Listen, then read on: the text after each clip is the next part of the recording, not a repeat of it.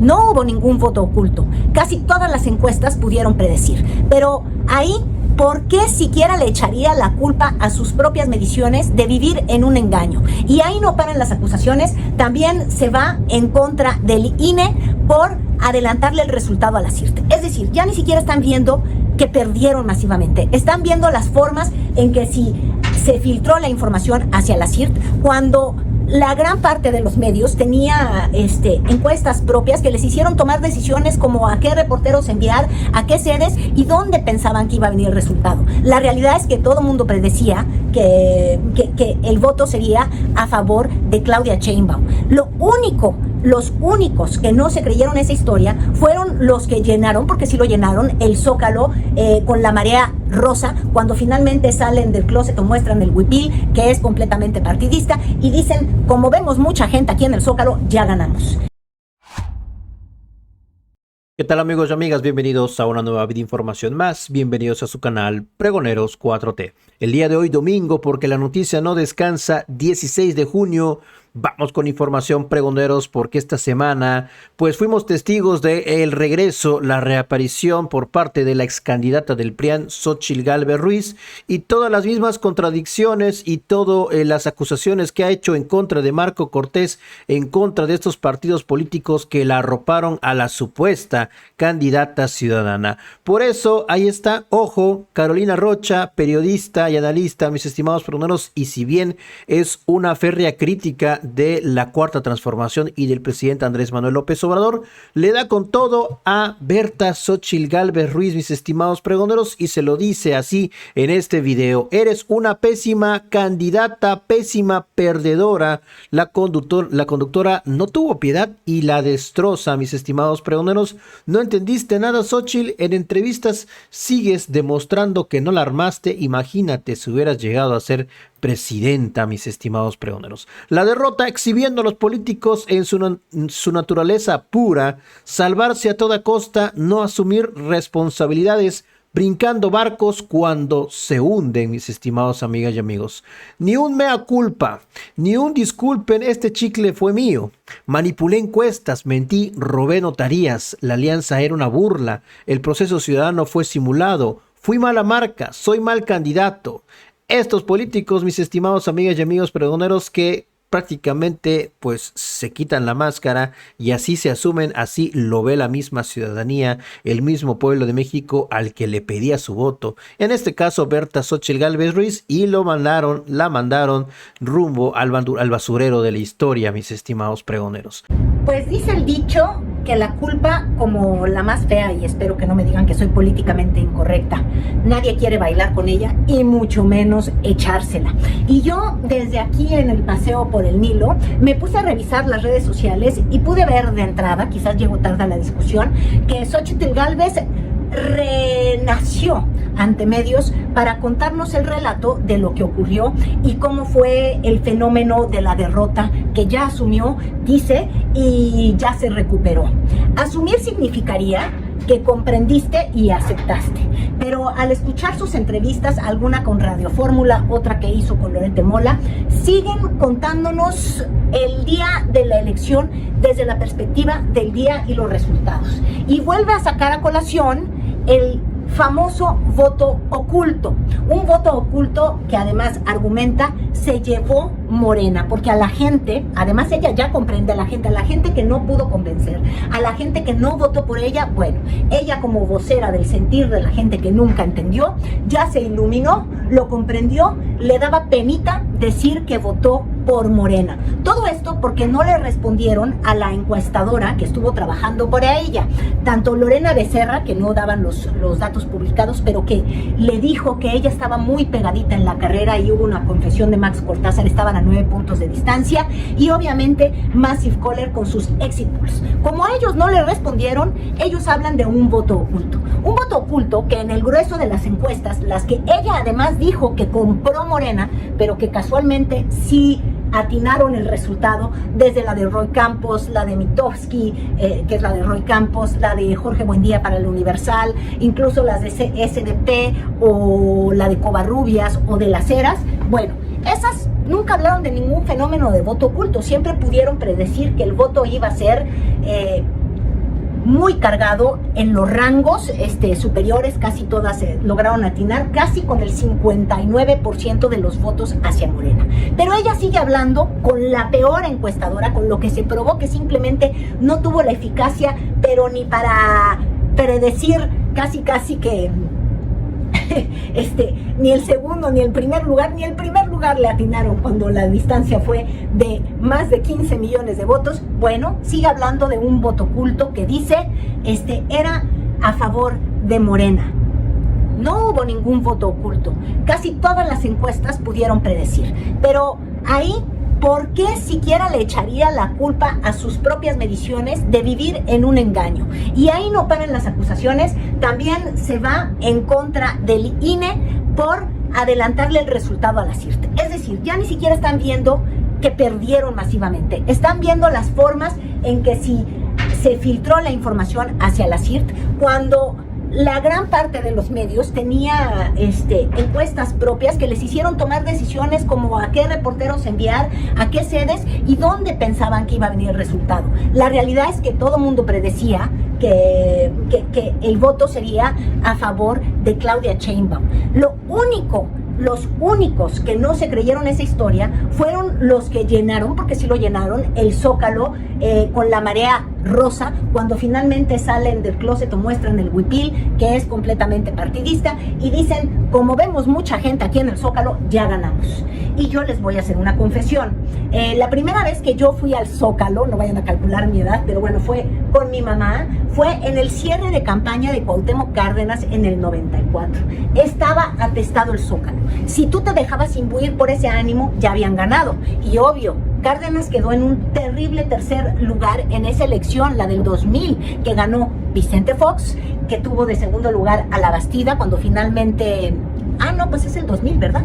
No es 94, es 2000. En fin, no me hagan caso de las fechas. Pero yo fui a ese cierre y si le echo caso a la plancha del Zócalo, pues ya ganaron, como en el 2006 hubiese ganado con las marchas del desafuero López Obrador. Pero otra cosa es la que llega a la urna. Y eso alguna vez el obispo de San Cristóbal de las Chiapas, Samuel Ruiz, que recuerdo con demasiado cariño, hablaba de un fraude, pero no en los votos emitidos, sino la magia con la que llegan los votos. Y la magia con la que llegaron los votos a favor de la 4T sí está muy vinculada a los programas sociales. Programas que además prometió la oposición de manera vehemente que iban a conservar. Y esto me lleva a otro argumento. Dice Xóchitl Gálvez que perdió porque López Obrador no le dio la oportunidad de decir que ella sí hubiera mantenido los programas sociales. Ojo, mantener, es decir, si Xóchitl Gálvez hubiese votado o la gente le hubiera creído que ella iba a seguir con todo, López Obrador hubiera votado por ella. Entonces, ¿en qué momento eran oposición? Esos programas sociales nacen como resultado de una política pública. Sí, cuando llega el gobierno de López Obrador, ellos aprueban estos programas para darle las becas Benito Juárez a los estudiantes, que de manera despectiva siempre se les estuvo llamando como ninis, la pensión de adultos mayores, que también de manera despectiva durante muchos años los partidos con los que iba Xóchitl Gálvez votaron en contra de ello, y ella quería que le creyeran, y en vez de echarle la culpa a las siglas que ella cobijó con su huipil, ¿por qué no echarle la culpa a López Obrador? ¿No creen que es un argumento más fácil pensar que no podías confiar en el PAN? Porque ellos jamás impulsaron programas de ese tipo que le trajeron alivio a muchas familias, porque también el propio PRI dijo con su tecnocracia, pues desde el gobierno de Carlos Salinas de Gortari, que cualquier aumento al salario mínimo era inflacionario. Todos esos antecedentes no existen, solamente existe que yo me fui a parar a las puertas de Palacio Nacional para mi derecho de réplica, porque yo sí voté, pero no es que yo presentar una iniciativa para dar programas sociales, porque yo sí voté que pasara a la Constitución estos programas sociales ganados. Uno realmente vuelve al punto de que no ven, que no están viendo, no los propusieron. El PAN sí se opuso a que fueran constitucionales, el PRI no se opuso a que fueran constitucionales, pero para que fueran constitucionales tuvieron que haber sido creados, y no fueron creados durante muchos gobiernos del PRI y muchos gobiernos del PAN. Entonces, ¿qué es lo que pasa? Pues que la gente simplemente no creían que ellos iban a mantener esto. Luego, El otro argumento es, que la gente se conforma con muy poco, porque lo ha dicho mucho Xóchitl Gálvez, casi que por 2 pesos te vendes. Bueno, cuando no tienes ni un peso, 2 pesos, es el doble de tu ingreso. ¿A quién se le ocurriría decir no me gusta tener un ingreso extra? O no me gusta que exista una base del salario mínimo. Se podría juzgar que no son las políticas económicas que van a llevar a México a crear más riqueza y más empleo, porque claro, los cambios productivos, el trabajo, la riqueza es la que genera riqueza, pero son políticas distributivas que la mayor parte de los mexicanos piensan que tenían que haberse aplicado. Entonces, les insisto, siguen sin comprender por qué perdieron y culpan que si se supo el resultado antes y que lo dio a conocer Taddei. Luego ya salió en otra entrevista en Radio Fórmula Max Cortázar a decir que no fue específicamente Taddei la que le dijo a la CIRT, y entonces replica una conversación donde alguien con mucha información y él hace deducciones. Y yo les voy a confesar, claro que estaría pésimo que se filtrara el resultado, pero estamos hablando del resultado. Es decir, los votos, ¿qué importa si se dio a conocer 1 hora antes o 1 hora después? Una suerte que ya estaba echada. Y ellos siguen sin ver que la suerte echada fue: a ustedes no les creemos, a ustedes no los queremos, con ustedes no estamos, y no es nada más que no estemos, es que además no queremos que gobiernen mayoritariamente en ningún lado.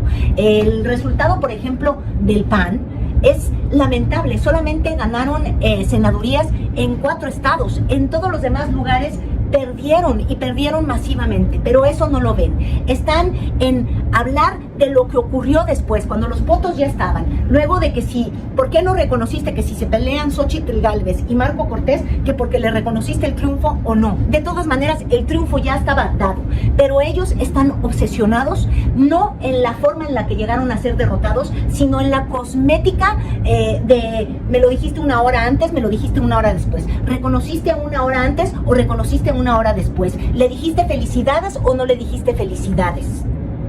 Caray, el asunto hubiese sido no llegar a tener que dar las felicidades porque no hubieras ganado.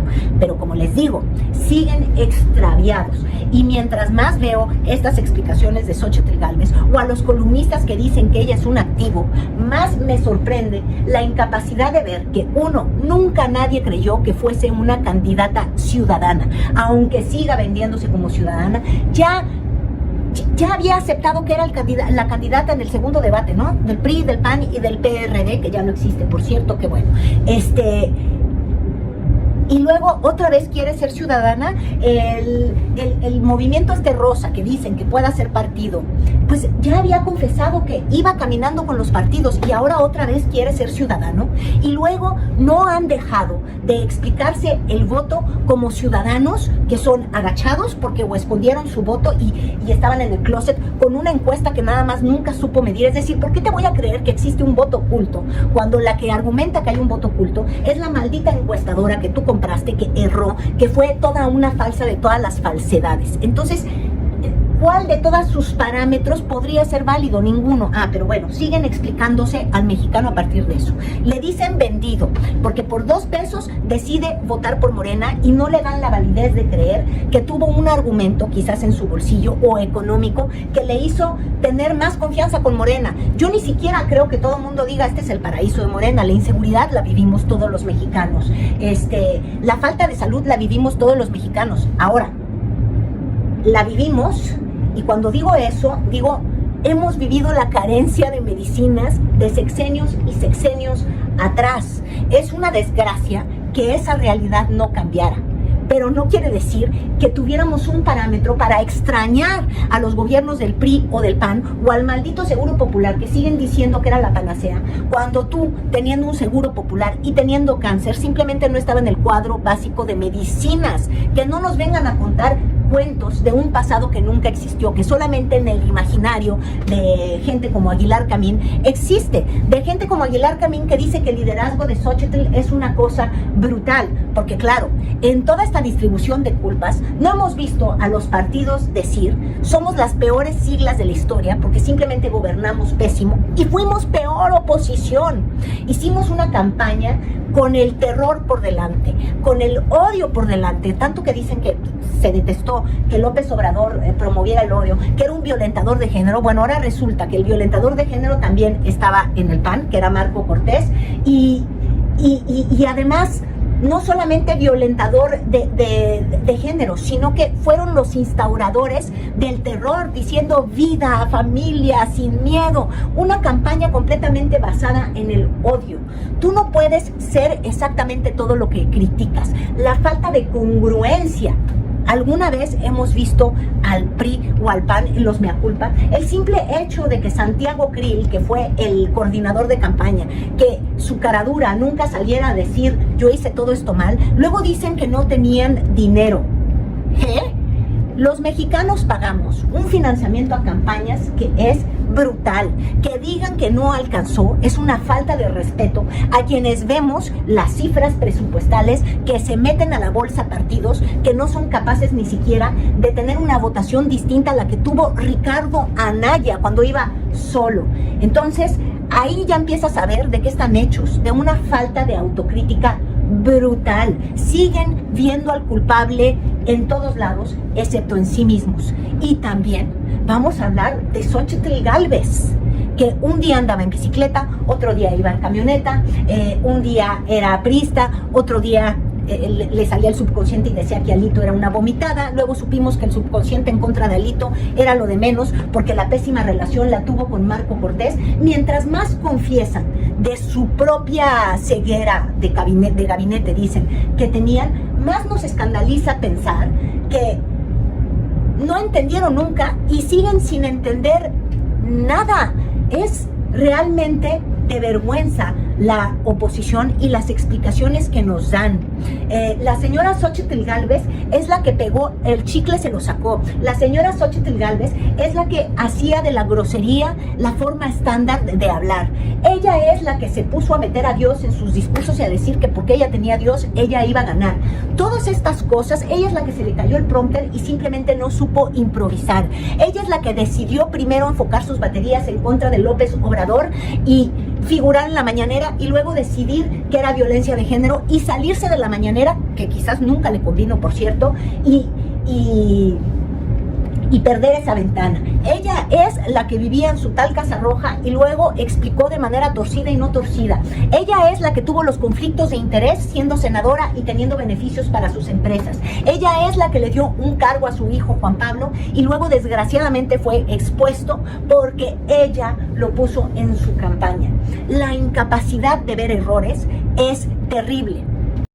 Pues ya lo tienen, mis estimados amigas y amigos pregoneros. Terminó por destrozar a Berta Xóchitl Gálvez Ruiz con todas estas contradicciones que ha tenido en estas entrevistas que ha realizado en varios medios de comunicación, con Carlos Loret de Mola, con El Reforma, en Radio Fórmula, en Milenio y todo esto, mis estimados pregoneros, pero una autocrítica, decir y asumirse: fui una pésima candidata, no logré convencer.